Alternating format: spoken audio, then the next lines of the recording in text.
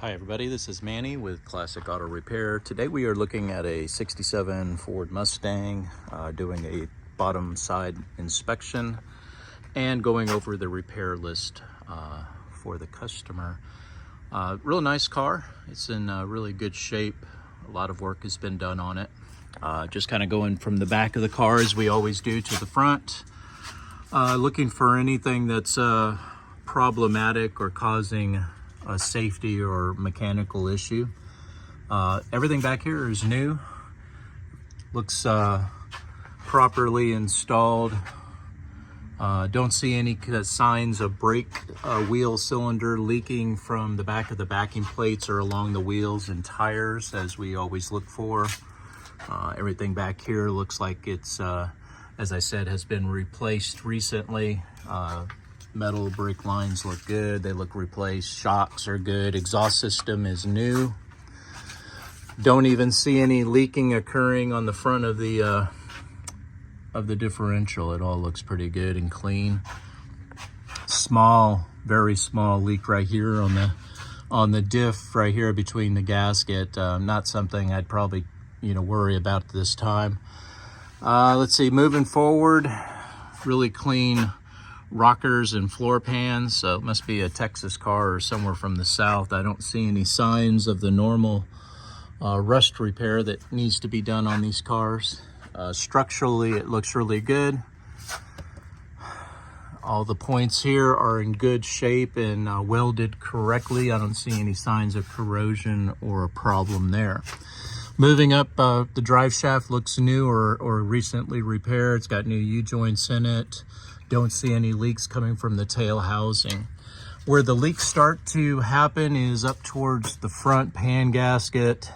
This is a C4 original transmission, something's been added later model pan on this, and it looks to me like the pan is completely, or the gasket is, it looks pretty narrow here, so I'm not really sure if putting a new gasket on it's going to solve the problem. A lot of these aluminum housings don't fit correctly on the bottom of the transmissions.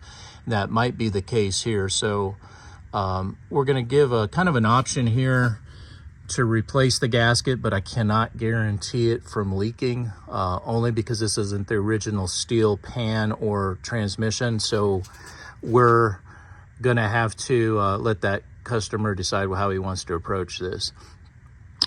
Besides that, the leak is also present right here at the top. You can see the drips coming from the shifter lever seals. This is the neutral safety switch, and there's a couple of O-rings inside of here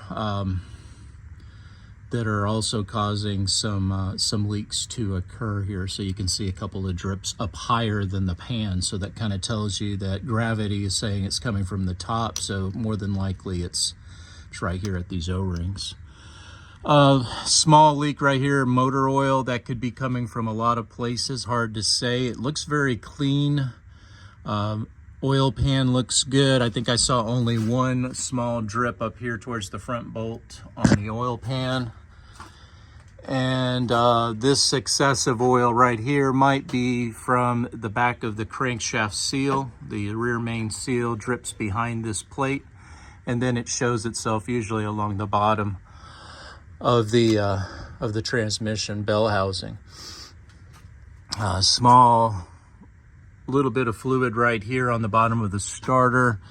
Kind of tracing it again, gravity kind of tells you to look up and see if you can find the trails of oil, and I don't really see anything up there, so it's very clean. I would probably say that's not an issue to deal with at this time, unless it gets to where it's dripping a lot.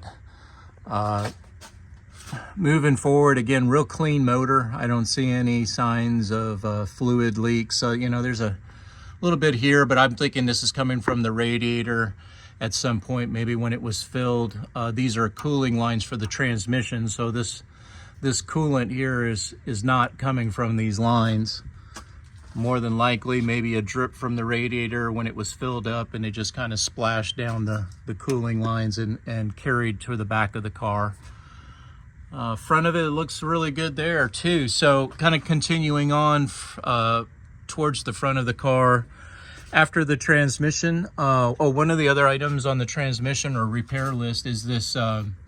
This is a speedometer conversion. It basically turns the mechanical cable into a pulse, electrical pulse that goes to a upgraded speedometer head that uses electrical pulses instead of a mechanical cable.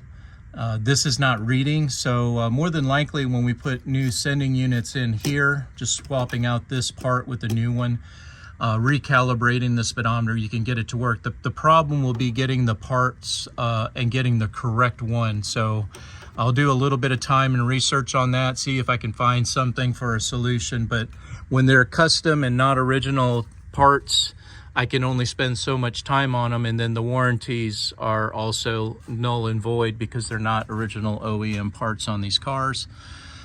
This is your ram cylinder for the power steering. They're notorious for leaking. I see a little bit of a drip right here. Maybe the pressure hose is starting to leak, but again, I'd probably drive it more, wipe it off, and see if that comes back pretty fast. That might be causing a puddle, you know, very small drip here and there on the floor of the garage. The rest of it, normally this is where it excessively leaks, is right here. There's some seals inside and you get a big dripping out of here, and it looks very dry and clean. Front brakes, drum brakes on this, they don't show any signs of leaking, and from the condition of the metal, I'd say the wheel cylinders, brake hoses are new. I'm sure the components inside are new because I can tell from the backing plate that some of these parts have been replaced. So that's good. Ball joints look like they are new and replaced. The end link bushings, which are common failures, are all new and looking good here too. Probably, like I said, during the oil and filter, if it gets an oil change, then we'll go ahead and lube the different zerks here. It looks like they haven't had grease added to them, if ever. So we want to make sure that we get a little bit of sign that some grease is packed in there and helping these metal on metal parts last longer by getting some good grease on them on all the different points of for those greasing. One of the reasons it's in here is this coil. You can see the end of the coil is out here towards the outer. It's supposed to be setting in an indentation on the cradle. So we're going to disconnect these ball joints, drop the coils, and rotate them until they're setting in the right position, and then put everything back together again.